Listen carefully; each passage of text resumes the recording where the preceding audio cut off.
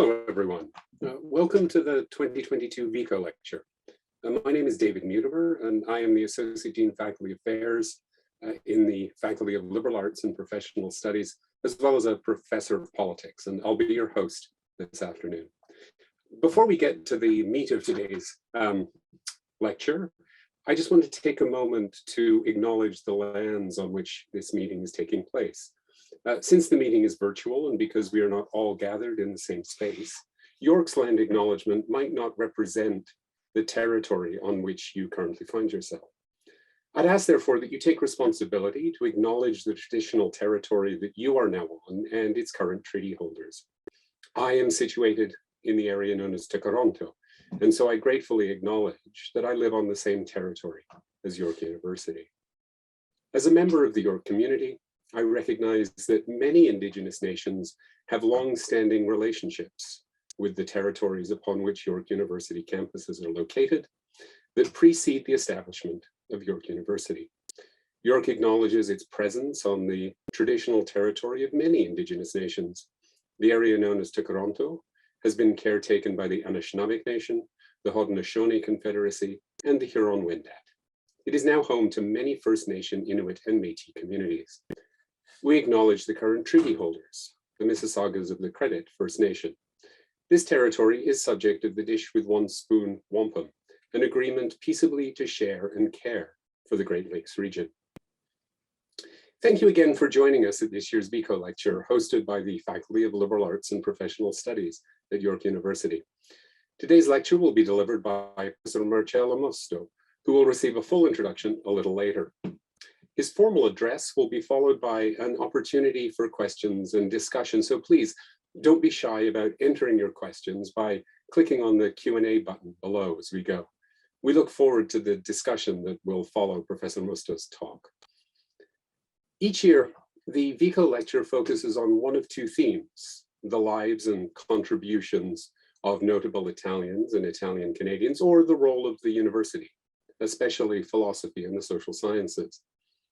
This year's lecture, entitled Vico and Marx, Comparing Two Interpretations of History, touches on both, since Giambattista Vico was both an historically important Italian philosopher and a social scientist. If you need any help during the event, please use the Q&A button to send us a message, and one of our team members will be ready to help you. I'd now like to invite to our virtual stage Ravi Da Costa, who is the Associate Dean, Research and Graduate Studies at the Faculty of Liberal Arts and Professional Studies, to say a few words. Ravi. Thank you, David. Welcome everyone to York University's 2022 Giambattista Vico lecture in memory of Fred Zorzi. For many years, this lecture has given us an opportunity to celebrate the contributions of Italians and the Italian-Canadian experience, and to discuss a range of topics connected to the liberal arts. I'd like to just give you a little bit of background about the lecture. It first took shape over 20 years ago through the efforts and contributions of Senator Jerry Grafstein and Mr. Elvio Del Zotto. In the year 2000, Senator Grafstein donated 2 rare volumes of Giambattista Vico's seminal work, The New Science, to York University. Vico was one of the world's first social scientists, modern social scientists, and The New Science was originally published in Italy over 250 years ago. If we were meeting in person, as I hope we will be able to do for the next VICO lecture, you would have a chance to view these old and very beautiful volumes, since we normally have them on display at the event. The VICO lecture was endowed through generous donations from Elvio Del Zotto and several of his friends and business associates in the Italian-Canadian business community. The lecture was established as a tribute to Mr. Del Zotto's late law partner, Mr. Fred Zorzi. In recent years, the VICO lecture has focused on a number of notable Italian Canadians, who are contemporary examples of Italy's and Italians' contribution to our multicultural city, our country and our world. These have included the late Fiat Chrysler CEO, Sergio Marchionne, the Toronto heart surgeon, R.J. Cusimano, and Vaughan Mayor, Maurizio Bevilacqua. We've also heard intriguing talks on the university and the liberal arts from the former Dean of Arts, George Fallis, as well as public intellectual Michael Ignatieff. This year, for the first time, the lecture will shine some of the spotlight directly on Giambattista Vico himself. This year's speaker, as David mentioned, is Professor Marcello Musto, one of our colleagues in the sociology department and a prolific leading scholar on Karl Marx. Today, Professor Musto will deliver a talk comparing the two different interpretations of history offered to us by Vico and Marx. I'd like to express our sincere gratitude to Elvio Del Zotto, to Senator Jerry Grafstein, and their friends and colleagues for making the Vico lecture a reality at York.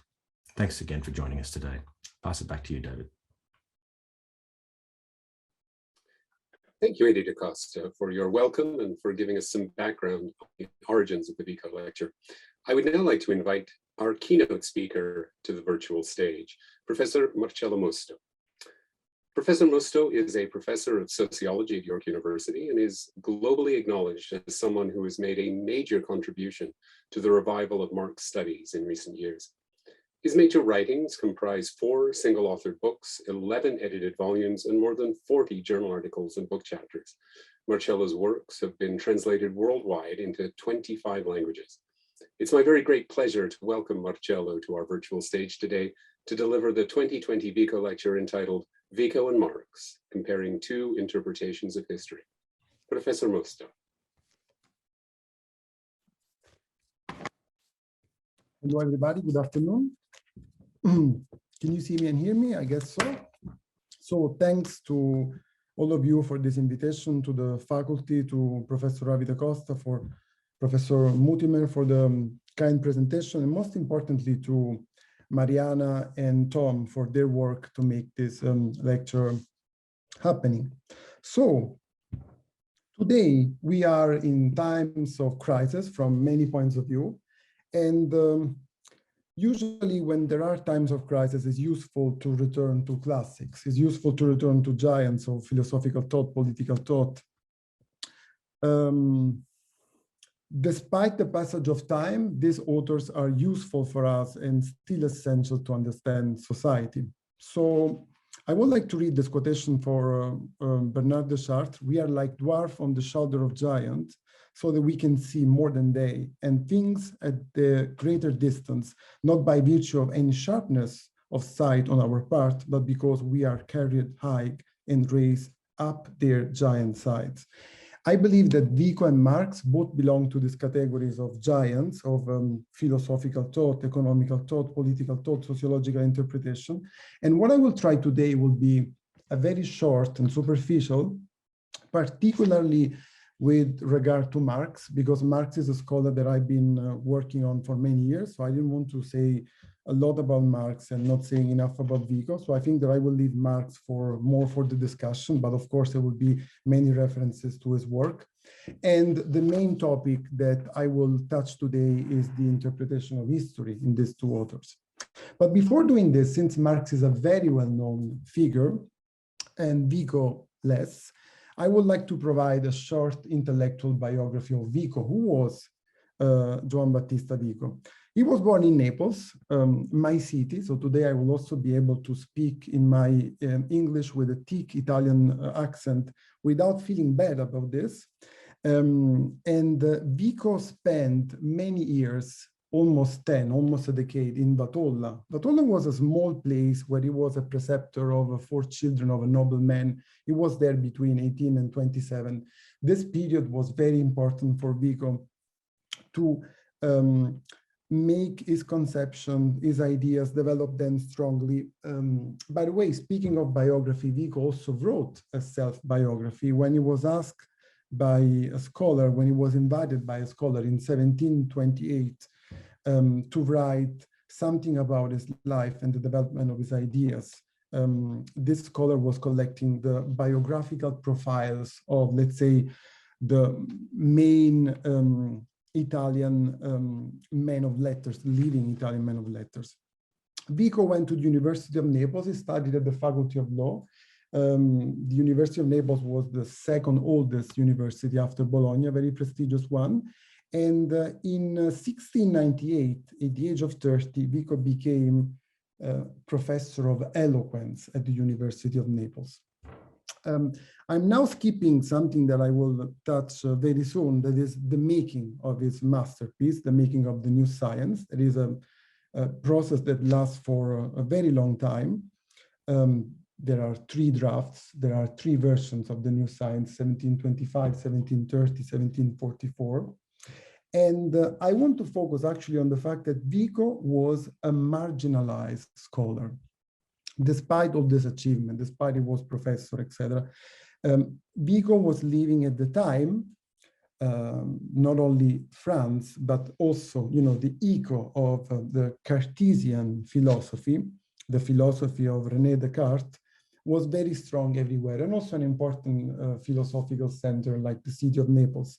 So there was hostility against anyone who would question everything that was not based on metaphysics. This is important for us to understand the context of Vico.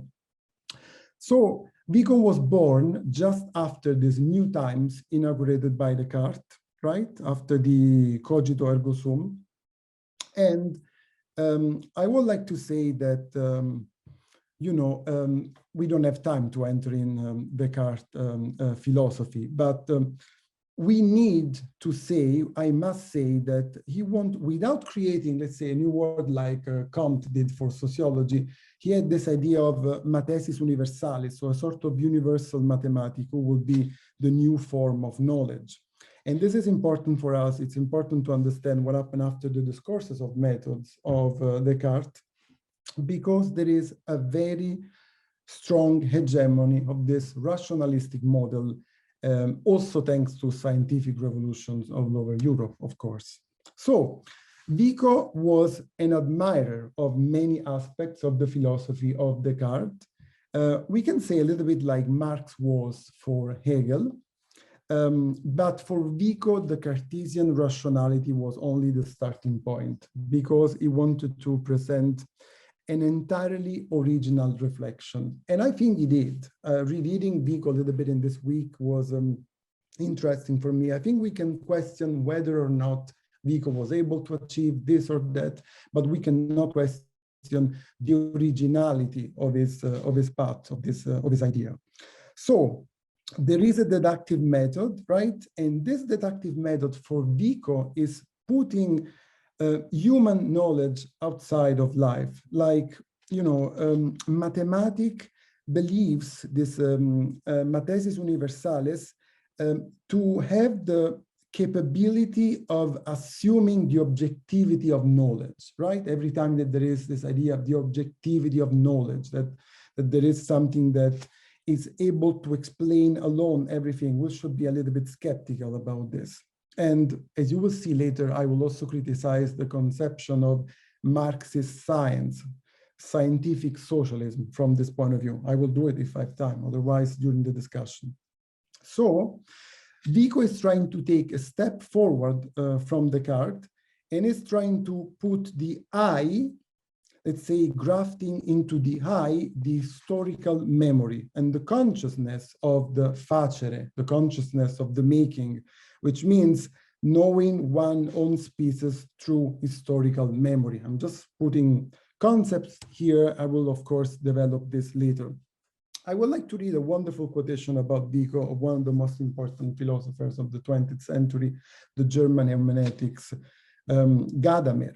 Gadamer wrote, in his polemic with modern science, Vico does not question its advantages, but wants to highlight its limitation. So Vico is not against Descartes, but not fully supporting this idea of Descartes. So even in time of the new science and mathematic method, one cannot do without the wisdom of ancients, their ideal of prudentia and eloquentia.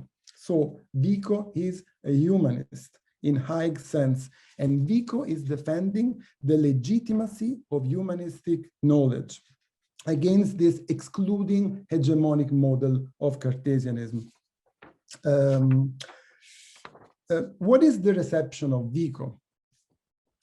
I would like to discuss a little bit. I've also prepared some few slides. So I believe that, and I'm opening this now, we can say that in the 18th century, there is Vico's work generated a lively discussion, not only in Italy. There are extensive debates in Italy, slowly, of course, but also in France, in Germany. As you will see later, the La Scienza Nuova, the new science, Vico's masterpiece, was translated in the first languages like French, German, after a century since Vico wrote it. I will go to this point very quickly. In the 19th century, there is a return to Vico in Germany with the, the importance of historicism, the historicismus, this school of thought. And what are the main topics of interest for Vico? The link between philosophy and philology, the reunification of increasingly fragmented fields within the humanities. So these things are useful for Vico to enter to his discourse, his writing in several European countries. And then also slowly later in the 20th century, particularly thanks to Isaiah Berlin, the influence of Vico in the Anglo-Saxon world. Berlin was particularly important because he moved the attention of the educated public from Vico's meta-historical musing to his methodological originality, which is something I would like to discuss later when we talk about when I will speak about the most important topic of today, that is the concept of history. And in fact, with philology and philosophy, with the unification of humanities, there is also the concept of history, of course, as one of the main topics of the reception of Vico.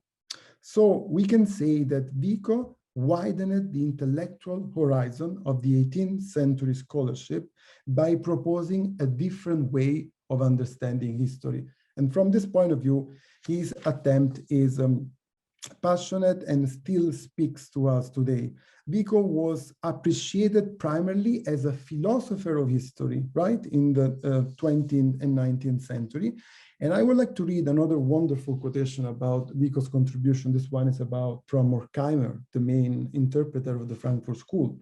Horkheimer defined Vico in an essay written in 1930, the beginning of the bourgeois philosophy of history, Vico as the first real philosopher of history of the modern era. Wonderful definition, like flattering definition. A few years later, he clarified this definition, and Horkheimer said, the focus of Vico on human action as a precondition for understanding of history is exceptional, is wonderful. Very interesting for us, the fact that Vico was able to give significance to myth and religion, because French Enlightenment had left myth and religion, they dismiss myth and religion as something like, a priestly fraud, tricks of religion, etc. Also, a Marxist interpretation could go in that way. I believe not Marx himself, but it is relevant for us to understand the significance of the interpretation of these aspects, myth, religion, etc. And also, of course, always in relation to history, the fact that Vico is useful to avoid this unilinear interpretation of history, this philosophy of history. So many Marxists noted, Lafargue, Lukács, I will return to this later, that Vico was an important forerunner of Marxism. There is this idea in Marxist tradition. I am strongly in disagreement with this, and I will try to explain later why. And also in Soviet Union, Vico was a peripheral thinker there, but was praised for his historicistic approach. So I'm talking about the reception of Vico, and I must go to the second point now. I want to say that in the second part of the 20th century, there is an increasing suspicion by historians, because historians had these aversions to generalizations, this aversion to ideas that there are historical courses and recourses. So Vico is put a little bit in a corner from this point of view, but is gaining a new audience, the audience of modern storytelling methods. And Vico has been excellent, perhaps the father of all these things. So now it's time for me to share my desktop, and you can see this, which is the reception of the new science, the dissemination actually of the new science. I've been talking about the reception now. The new science has been published in 16 languages. You can see German and French translation a century after the Italian version. And then it took a while for Vico to be translated in Spanish, in English, and in many other languages. In the past years, you can see in the last 2-3 decades, there are also new translation, also an important and big possible audiences for the future, like Portuguese in Brazil 1991, Turkish in 2007. Since this is a comparison between Marx and Vico, I also want to say something about Karl Marx. And you can see that Das Kapital was translated in more than 70 languages, of course, not like the Communist Manifesto, but one of the most translated books ever. And these are just translations in full of the 3 volumes of Capital. Actually, this information is not very well known. I'm a sort of, historian of political thought, and this is one of the things, intellectual history, that I like to do more. And thanks to my colleague, Babak Amini, who is working on this book of, it's time a little bit for self-promotion now, that is called the Global History of Capital. We tracked, Babak Amini and I, the 70 languages in which Capital has been translated, and we are publishing a 1,000 pages volume that will tell us the history of Capital. So I will now interrupt this, and I want to do some PowerPoint. And now I can tell you who is Vico today, at least my opinion. So Vico is, for educated readers,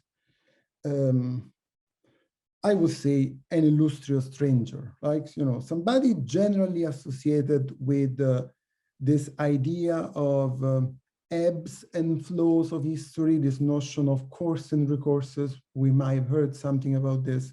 And even for academics, Vico is considered an obscure author or a difficult author to read, a convoluted author to read.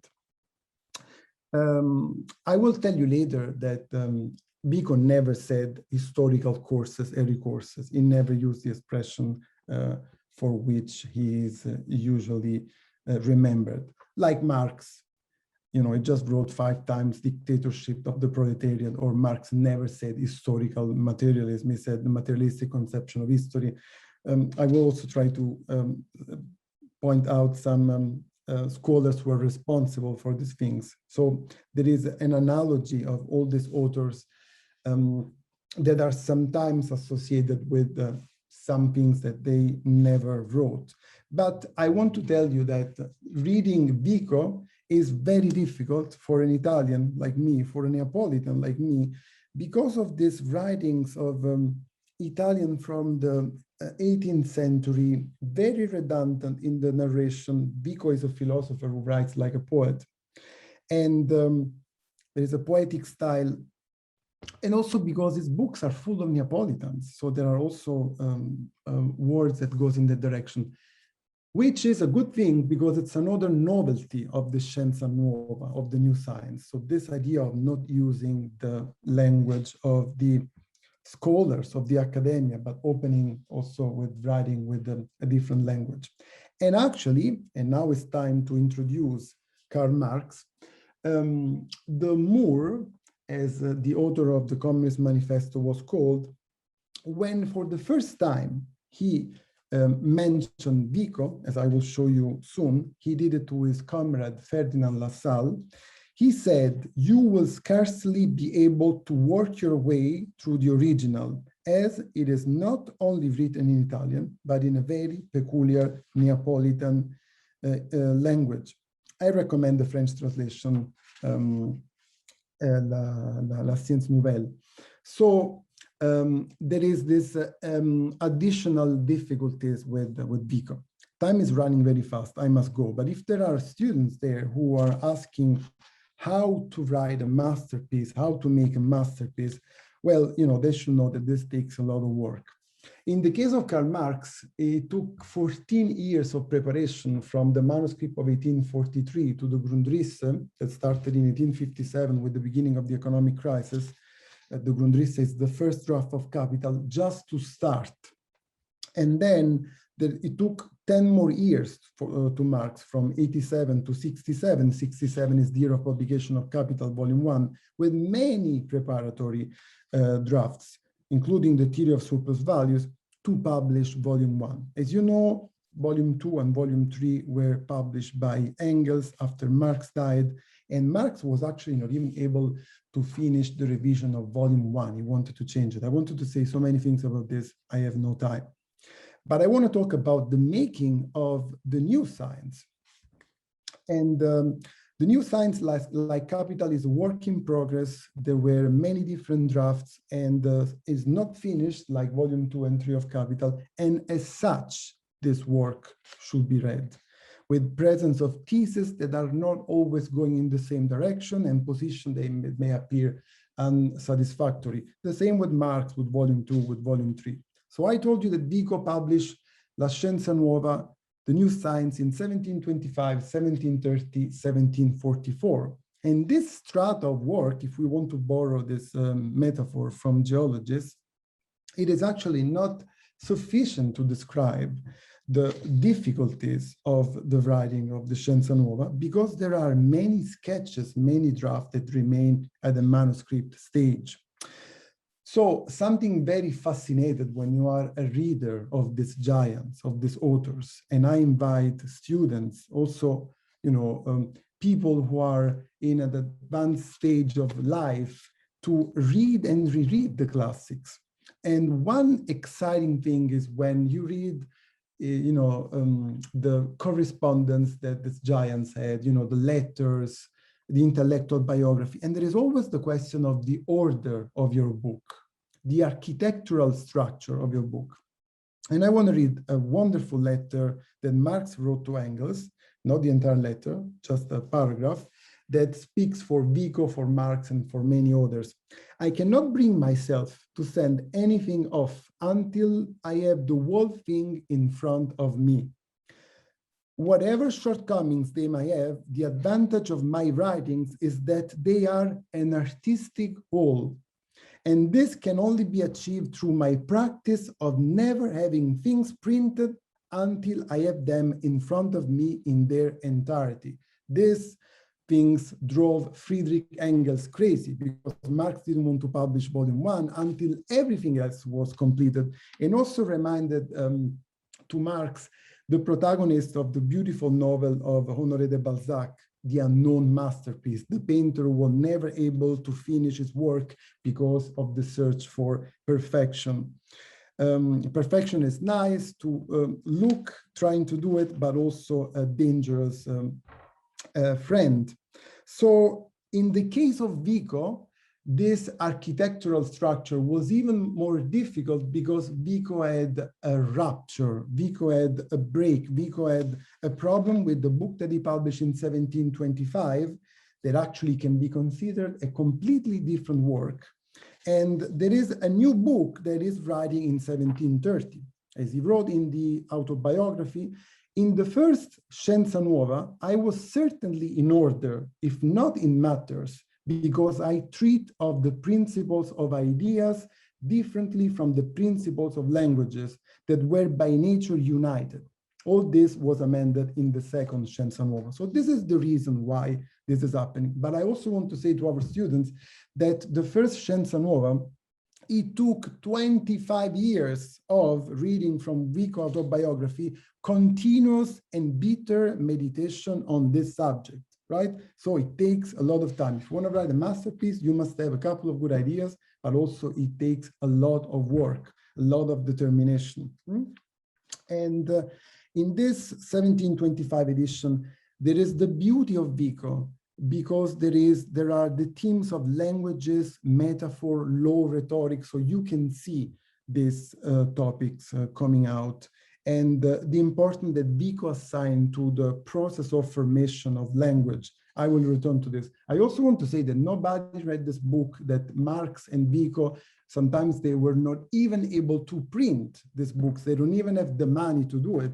And 1725, it just printed thanks to a few money that Vico had, and it was sent as a gift to some people. Like Marx with Herr Vogt in 1860, he published the book in German, in London, and nobody read it. Sometimes we have this idea, Karl Marx. No, the real condition of these thinkers in their life was sometimes different. I want to go back to this question of the architecture of the book, because in 1730 edition, we have a new book, we have the final architecture of the work in the division of the internal book. Vico said, I've reduced my work and I increased it and I make it into a perfect system. And there is a lot about poetry. There is a great importance dedicated to Homer. And the poets represent for Vico the sense of humankind, while the philosopher represented the sense of intellect. Vico is talking about poetic wisdom. Vico invites the reader to reflect from a different perspective on the concept of reason. So Vico is expanding the concept of reason, is using literature, is using the past, is using poetry in order to help us understand our society. And then there is finally the version of 1744, the final version that was published few months after Vico died in July 1744. Vico had died in January. So Vico dedicated a good part of his life as a scholar to this work. I would say Marx dedicated the main part of his life to Capital. And it is good to read the version of 1744, even though it is a little bit more difficult. So a new science. Why Vico called his work a new science? Because Vico was aware of what he was doing. Perhaps he was far from being modest. He said, one must, he said about his new method, I have a new method, I discovered a new method for which one must count as if there were no books in the world. He's saying this is the first book that is talking about this. So it's aware, he is aware of the novelty of his work. And in this new science, he's presenting what is knowledge, a new definition of knowledge. So Vico begins with the vulgar knowledge and not from the knowledge of the philosophers. Vico is talking about people and oral traditions because he wants to use this poetical sources. And we can say that there is a tragic tension in Vico between sensitivity and reason. So Vico wants to remain fruitful to the earth, wants to remain fruitful perhaps to this small streets full of people of Naples, while he doesn't want to abandon reason. So he wants to have the voice of the people and the reason of the philosopher. That's why he's writing in vernacular instead of Latin. And that's why when it comes about history, why a new science, the human world can only be recognized in history, he would have told us today. Vico argued that we can only know what we have done. That's the important principle of Vico. And therefore, we can understand the history that has been made by humans. I will return to this essential point very soon in a sort of a conversation with Marx. Now I must go to the main topic of our discussion very quickly. There is the conception of history. So what are the main goals of Vico?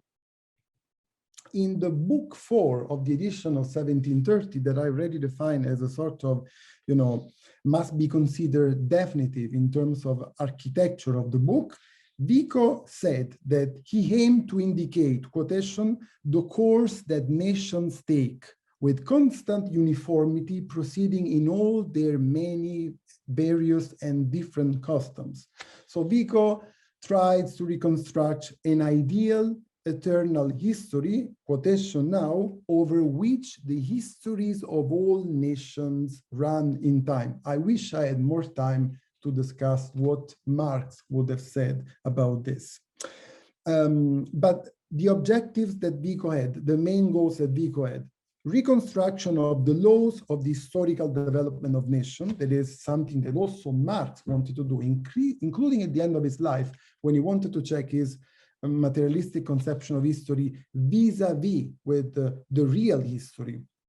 This is why Marx practically died writing some notebooks about the chronology of history, not only the main economical events, but also the political events, right? The ideological events, not only of history, but also in the Middle East, for example, because Marx wanted to check his idea, his conception of history, and wanted to see once again what happened, like, going back to history and trying to see this passing from a mode of production to another without this rigid interpretation that Marx had in 1859 when he wrote the preface to the Critique of Political Economy, this idea of stages of history, ancient mode of society, Asiatic mode of production, feudalism, capitalism, and eventually socialism. We can discuss about this in the Q&A time. So, main goals of Vico: the course of history and the succession of historical epochs, the reconstruction and the understanding of the past, of course, and then the special feature of Vico is the importance, as I said, that he gave to the origins of human history.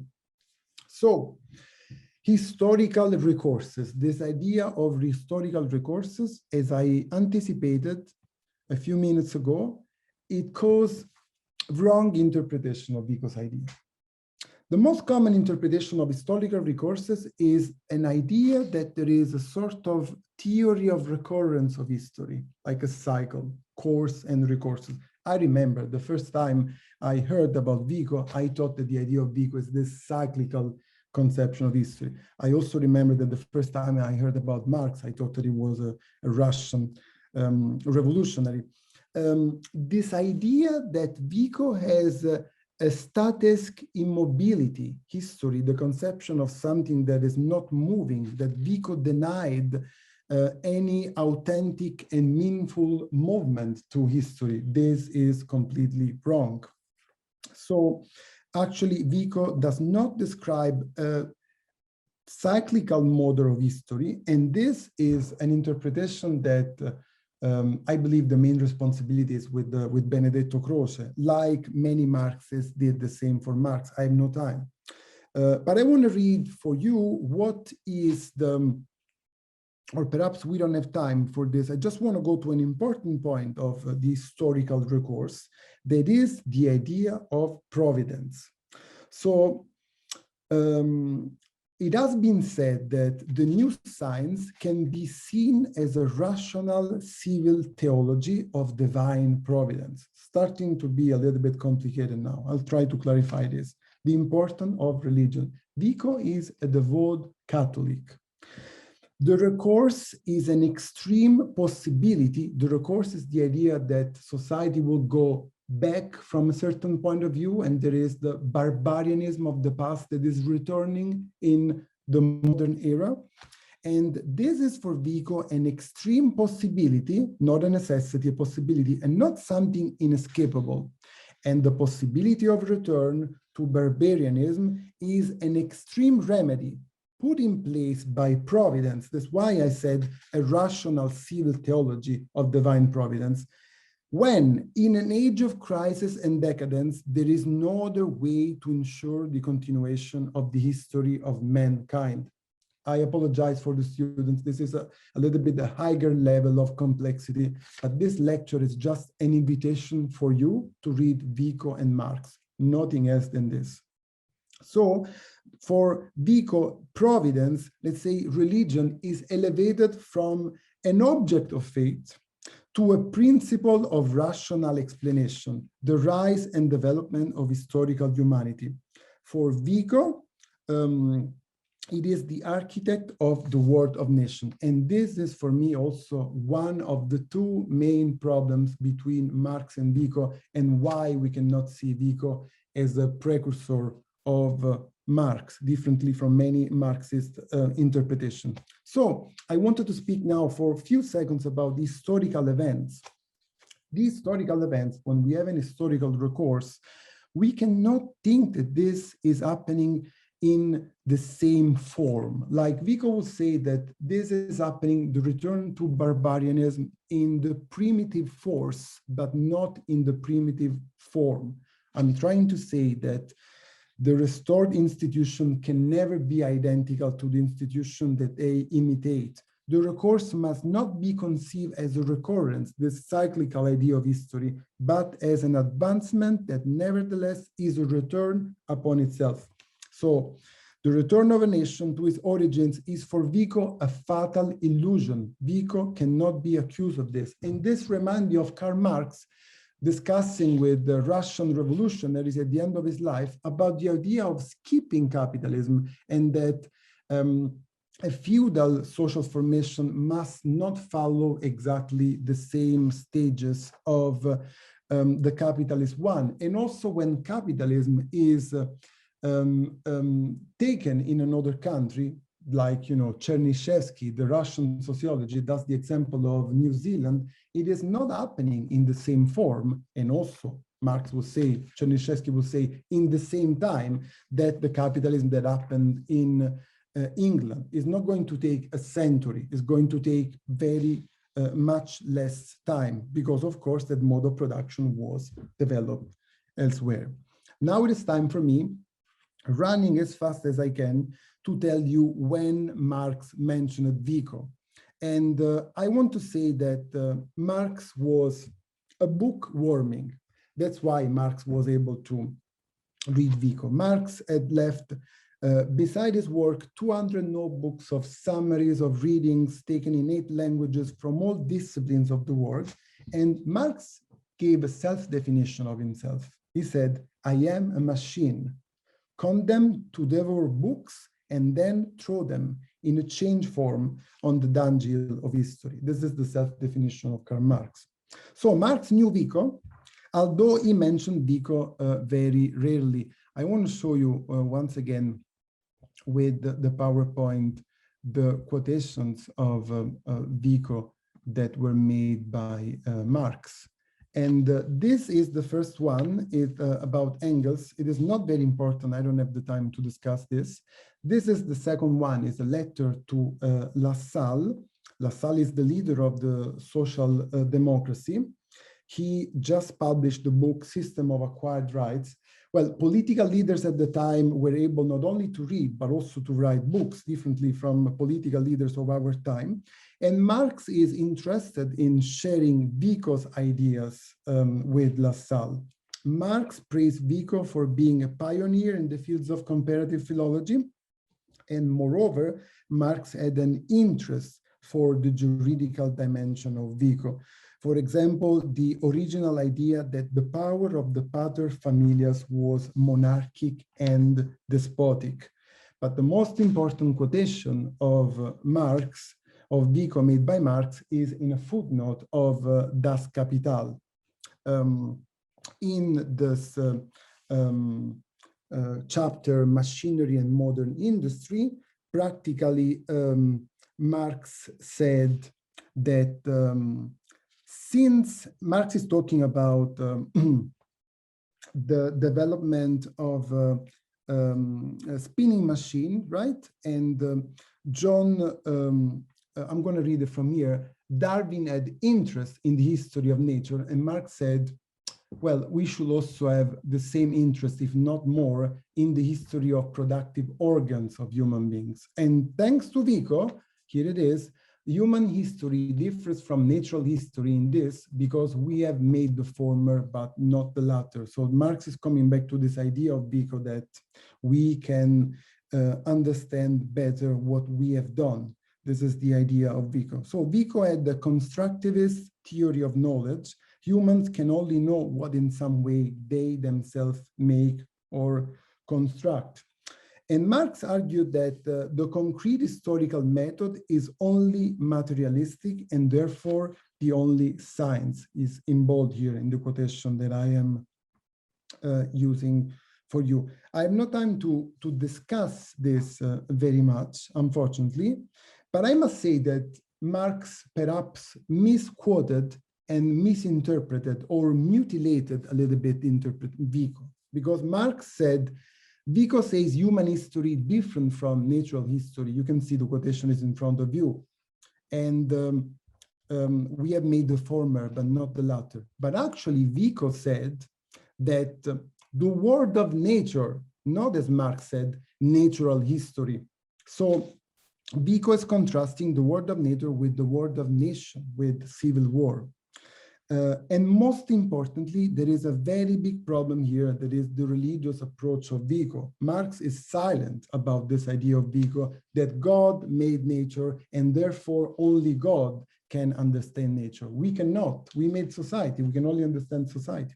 So Vico's view nature as God domain, and humans cannot enter into that sphere. I will now take back the attention on me, and I want to discuss in the final minutes that I have, the 5 minutes, David, right?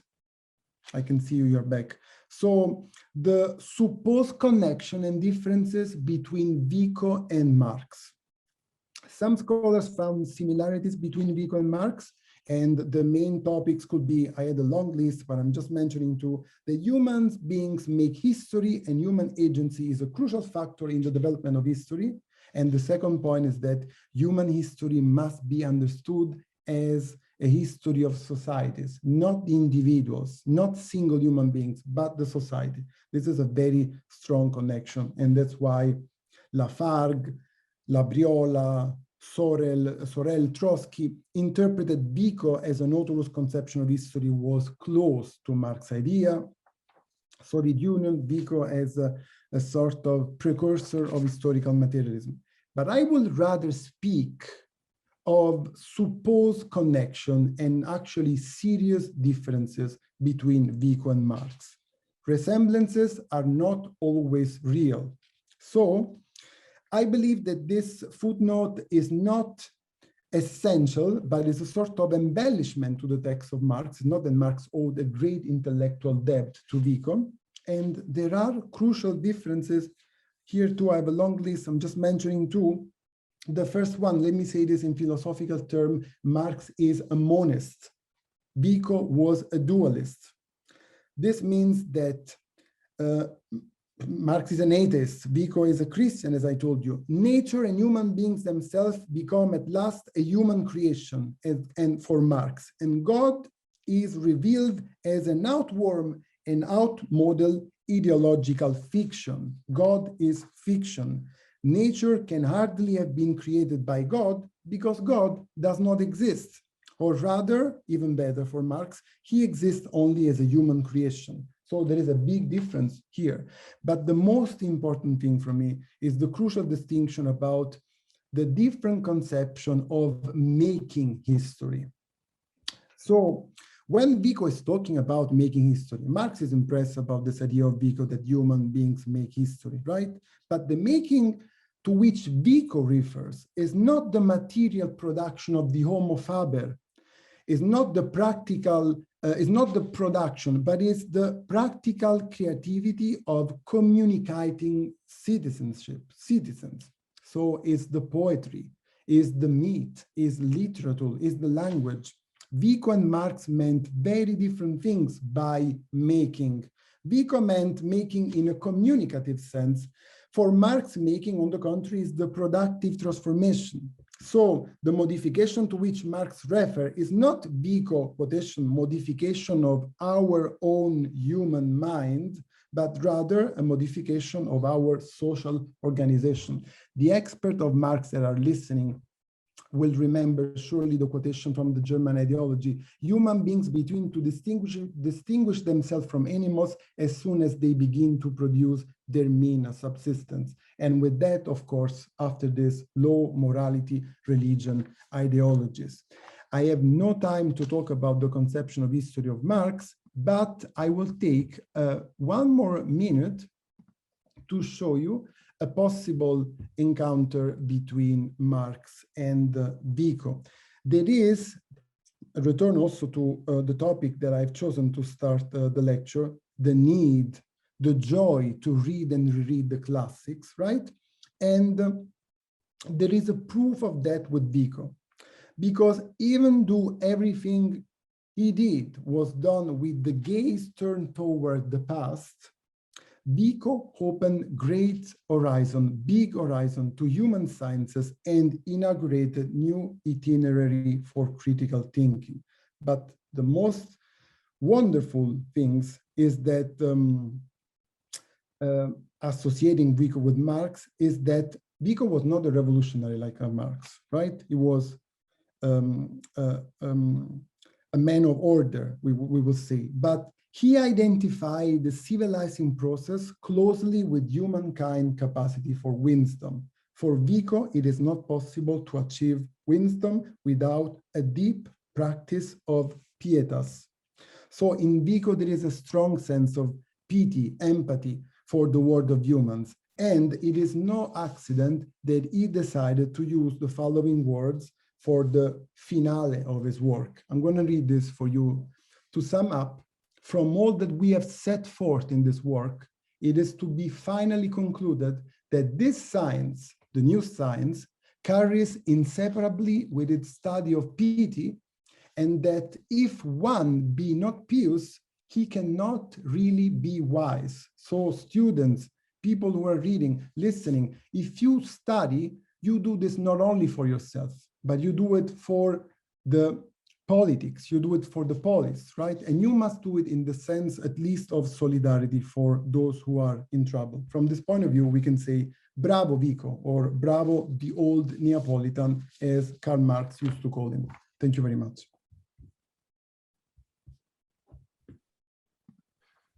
Thank you very much, Professor Mosto, for a wonderful and thought-provoking talk. I'm sure that members of the audience are keen to ask some questions to find out a bit more of your thought and the ideas that you've presented here. To that end, members of the audience, if you haven't done so already, please click on the Q&A button that you should find at the bottom of your screen and enter your questions, and we'll try to answer as many as we can, time permitting. We have a few to get us going, Marcello, if that's okay. We had discussed in advance my giving Marcello a couple of questions at a time. And of course, because this is an audience that's, at least in some sense academic, very few of the questions are individual questions, they come in parts. So I've gathered them into pairs that roughly go together, but it'll give you some scope to expand if you want. So first, a question that we received before your talk about the role of ideas in history, which perhaps touches on some things that you said right towards the end, in fact, of your discussion. What is the role of ideas in these two thinkers? And then an interesting question about how do you gain access then to the ideas of the majority who leave no trace of their thought? And then a second question from one of the members of the audience today about Vico's conception of the human, and in particular, I think about how he would understand human equality. So something about ideas and something about human equality.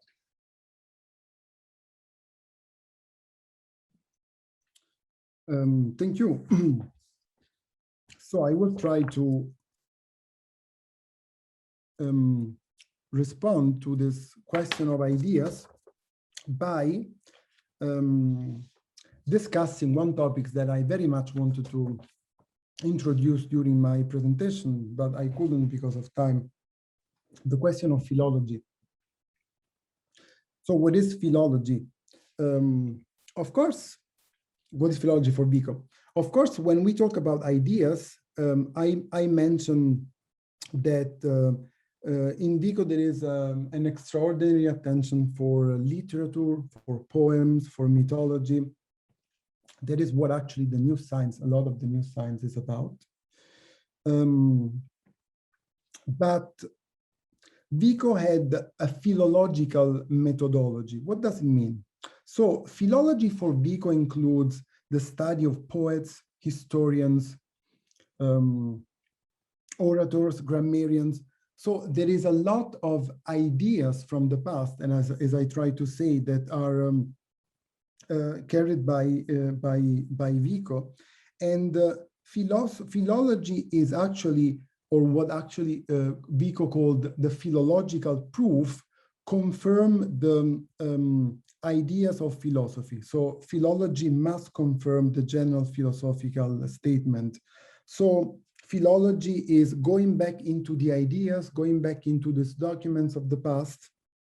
And actually, you know, if you want to create an analogy with Marx, an analogy that is, of course, also talking about ideas, Marxian synthesis of theory and praxis, right? And might recall the synthesis of Vico between philosophy and philology, theory, philosophy, praxis, philology.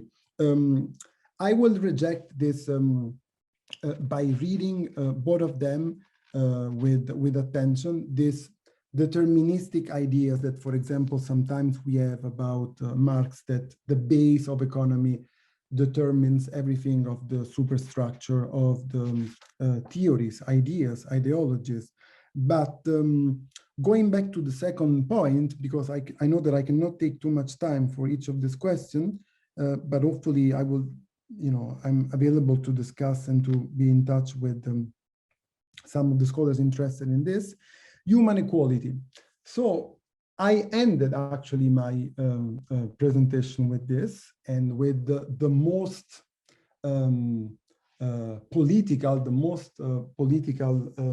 statement of Vico, of the new science. Of course, there is a difference between the two, because Marx is actually writing for class struggle, while Vico is describing history and the presence of providence, right, as a sort of salvation for human beings. So they cannot be compared from this point of view, but I try to, you know, call the attention of the readers to the fact that Vico is not an isolated scholar and is, you know, interested in the sense of, we cannot call it human equality, but pity, right? So this empathy with the people. And I'll stop here because I want to leave enough time for other questions. Sorry, thank you. So there are a couple of questions on economics or political economy that you might want to address.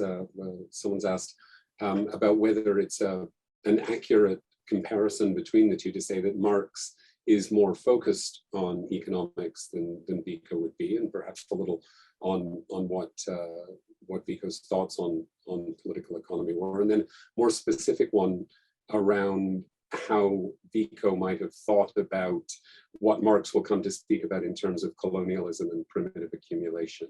Do you have any views on the kind of basis of political economy in Vico's thought? Well, you know, the last one is a very difficult question, and I try to avoid what author might say, you know, Marx is voting for this political party, what Vico would have said, etc. These are topics that Vico could not or did not develop. Is not the focus of his work. You know, the focus of his work is going back to ancient Greek and Rome and trying to give us new sources through which we can have an understanding of history and a science of history. Usually, the scholars of Vico that I've read in the past week preparing this lecture believe that actually Vico touched more topics than Karl Marx, because, you know, literature, mythology, religion, and actually Marx is unfortunately still associated to political economy. So definitely Marx had more focus than Vico about political economy. But I also want to say that both Vico and Marx, for both Vico and Marx, humans enter into a relationship with nature through labor. So Vico is aware of this. Of course, there is always the problem that, you know, Vico views nature as a God domain and human cannot enter that sphere, but Vico is aware of that. To make justice to Marx, I also would like to say, particularly the Marx that we read today after the new publication of his manuscript, of his you know, uncompleted draft, or the notebooks of his research, that Marx touched many topics usually not associated with him. I don't know, gender equality, ecology, the scholarship of Marx in the last decades or more is strongly oriented in that direction, but also topics like nationalism, migration, that are topics that are very important for our political agenda today. So I would say that Vico is aware of labor and political economy, of course, not like Marx, but also, to make justice to Marx, is not this author that is entirely focused in the conflict between capital and labor, and we can read Marx in a very different way today. Thank you. So we had a question while you were talking on the extent to which Vico and Marx share a deterministic view of history, in the sense of the importance of chance events. And then just a moment or two ago, one of our colleagues has posted a question about the nature of progress in their views on history. And just to get to the question at the end of the comment, how does Vico's conception of history compare with Marx's, given that he does seem to have a different but real conception of historical progress in a way that the other may not? So something on determinism and on progress in the two thinkers. Address those questions. Yeah, there are so many against me, David, right? And so many questions. Yeah. And growing every moment. So. Thank you. I want to say that there is a sentence, a very famous sentence of Marx, the opening sentence of the 18th Brumaire of Louis Bonaparte.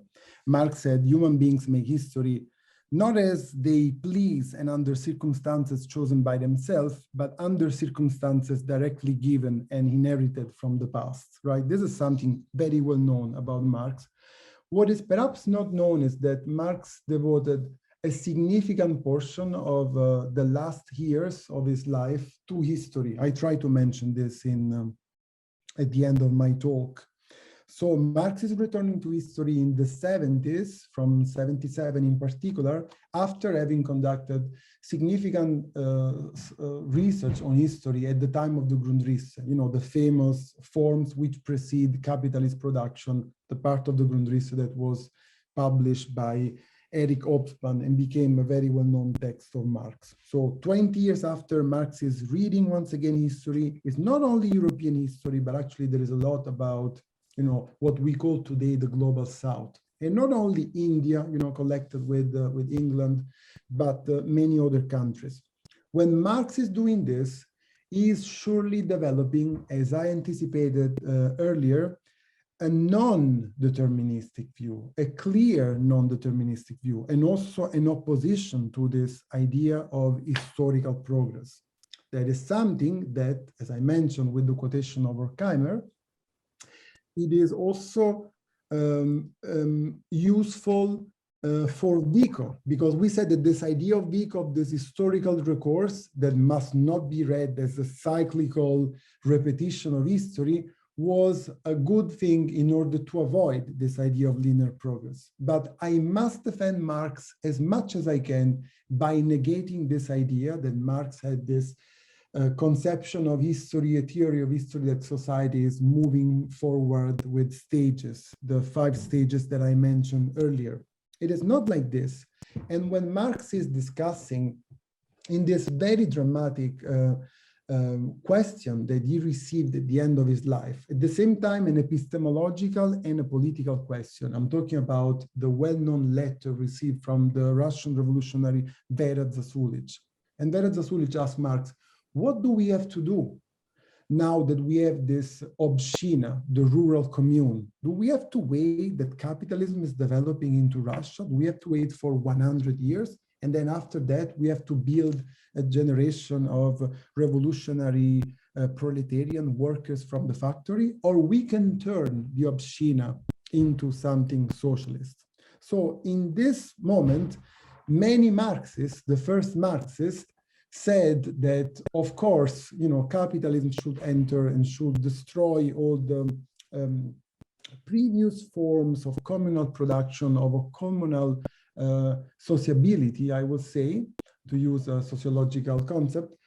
But actually, Marx was not of this idea. And Marx said that it was possible not only to start the revolution in another place of the world, and not only in the most developed capitalistic country like England or continent like Europe, if capitalism is already existing somewhere else, going back to what I said about Chernyshevsky, the example of New Zealand with England, that was very useful for Marx.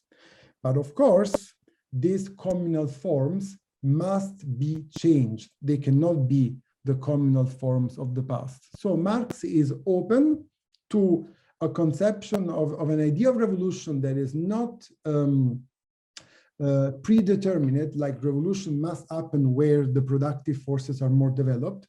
And Marx is clearly taking side of activists, scholars, revolutionaries who said that it is possible to skip one stage without thinking that the previous form of communal mode of production are the socialist forms of the future. Of course, Marx never had the idea that this Obshchina will be what the socialist society will have, because it is a place where there is no real collaboration between the different communities, where there is a strong patriarchy within the family. So there is not emancipation, there are not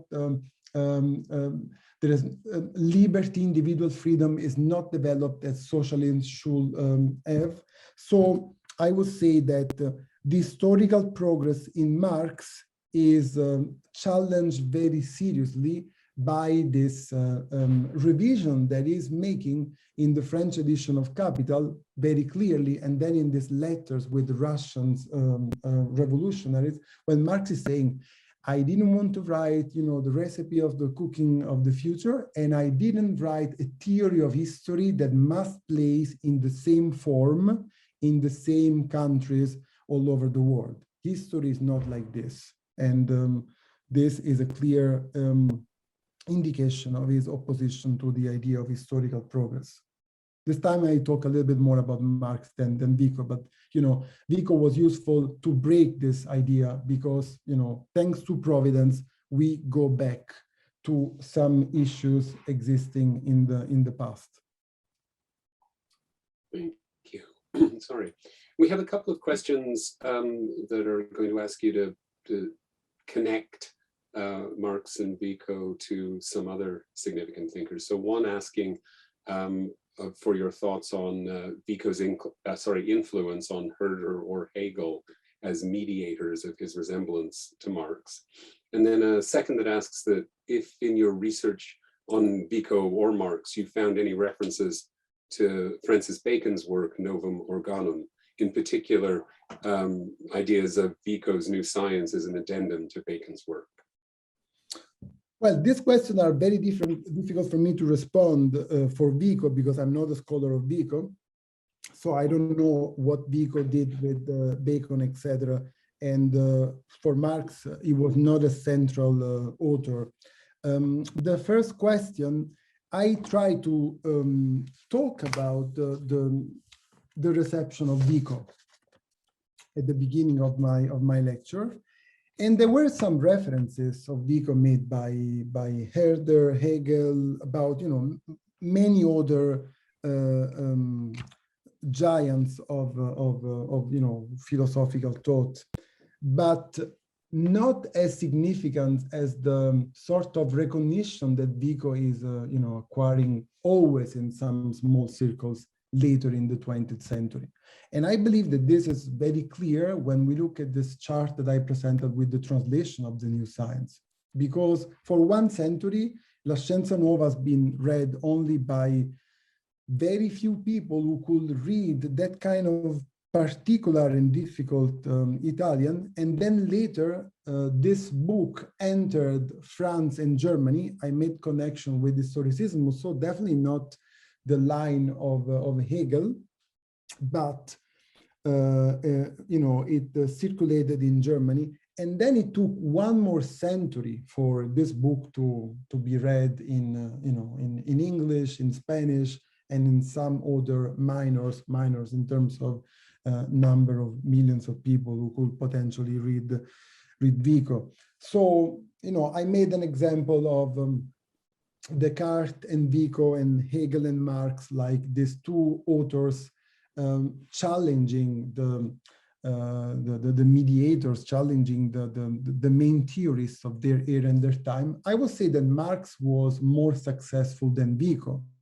because even though Marx was not the head of the International Proletarian Party when he was alive, he got a significant relevance after the Paris Commune in 1871 and as a leader of the political leader of the First International. Vico, a little bit less. But I also mentioned the fact that the reception of Vico, not particularly in the schools of thought of, post-Hegelianism, etc., was, still significant. And it is a minor author today, like among the classics, but, we are still talking about him in 2022, and that's a good thing. Thank you.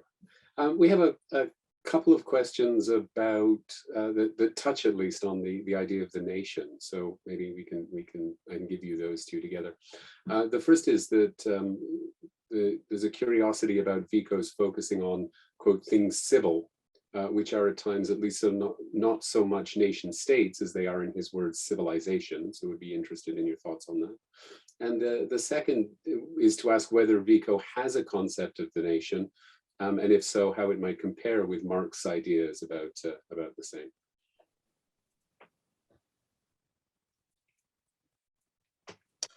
Well, I mentioned this question of civil war. Actually, it's a quotation from Vico, this one.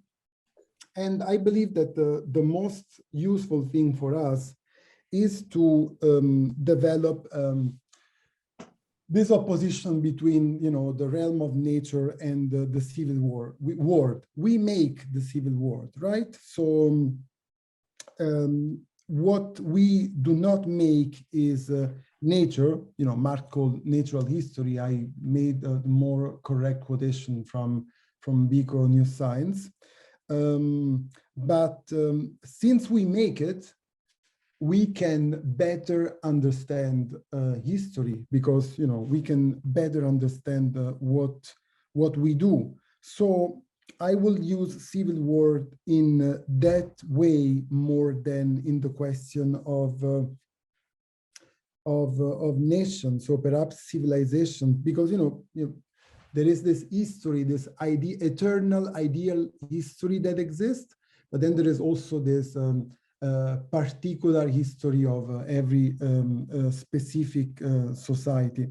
The question of nation for Marx is actually complex, because as we know, Marx is a theorist of internationalism and is in favor of this, and this is an essential point of his political theory. And at the same time, I don't want to say that Marx is negating this idea. And I don't know, a significant thing that I will mention as an example is the fact that Marx paid a lot of attention to the independence of Poland, of the nation of Poland, against the occupation of Russia, which was seen for Marx actually on the European scale in terms of international relations, an essential element for the emancipation of Polish people and also for the liberation of Europe against this idea of Russia being very conservative. At the same time, Marx is paying attention to this question of nation with regard to Irish and to the occupation of England. And when actually Marx is trying to deal with this new society that is born, the International as a new society, the International Working Men Association, 1864, 1872. I apologize for being so specific, because of course not everybody is a scholar of Marx or Vico and are aware of these things. Well, Marx says that the International must give a lot of attention to the independence of Ireland and to the presence of Irish. So Marx is not negating, this is what I'm trying to say in a few words, not negating this aspect. I'm not saying that internationalism means that there must be no attention, particularly for groups, nations, ethnicities that have been, suffering a lot from exploitations of the past. Thank you. I think we have time for one more question, and there's one that perhaps ties a little bit to where you went in that last. So there's a question about actually about colonization and religion. So the question runs that when Marx was writing capitalism had expanded, colonizing into many countries, and Protestantism was fairly well set. While Vico was writing in 1725 Italy, where Protestantism hadn't really been established there, at least.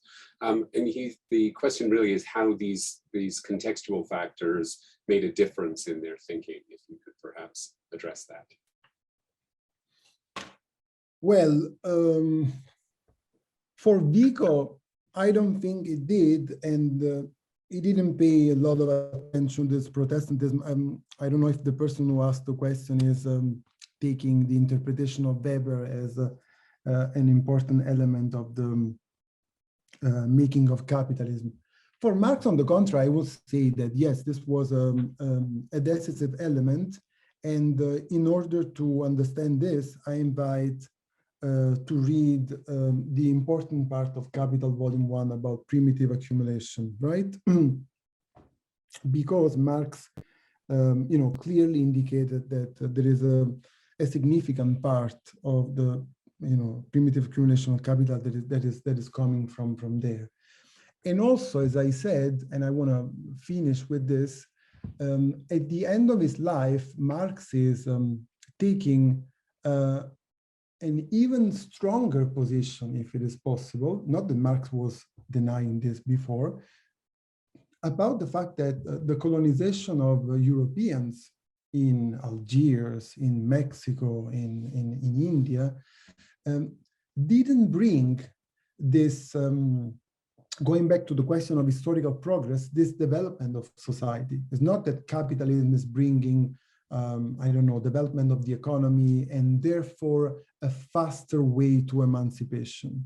So for Marx, it is very clear, studying anthropology, studying ethnology, reading this description of the societies made by this new generation of scholars from 1857, I mentioned the text on the Grundrisse to the end of his life, Kowalewski is one of them. It is clear for Marx that actually the colonization is destroying this sense of community. And it is very clear for Marx that he is definitely not in favor, actually, in a most strongest possible opposition to this idea that capitalism must manifest itself, and that there is this stage idea that after capitalism, it is easier to make a socialist society. This is definitely not the idea of Karl Marx, and he left many interesting indications about the fact that this communal form of sociality and also production must be preserved without thinking that, of course, this is socialism, because for Marx, socialism is not a return to the past. We can leave the return to the past to Vico. Thank you very much. And we've come to the end of the time, but clearly not to the end of either the questions or the interest that people have. On behalf of the Faculty of Liberal Arts and Professional Studies at York University, I want to thank everyone for attending the 2022 Vico lecture. We obviously all miss our in-person engagements, and hopefully we'll be able to get together the next time we meet for the Vico lecture. But it's good to see at least that even in these challenging times, we are able to engage in interesting intellectual conversation. Again, a special thank you to Marcello Musto for sharing his time and expertise with us on these two important thinkers, Vico and Marx. Make sure to check out his latest book, The Last Years of Karl Marx, an intellectual biography from Stanford University Press. And you can follow Marcello on Twitter if you're so inclined, @marmusto. Stay safe, everybody. We hope again that you have a great rest of your week.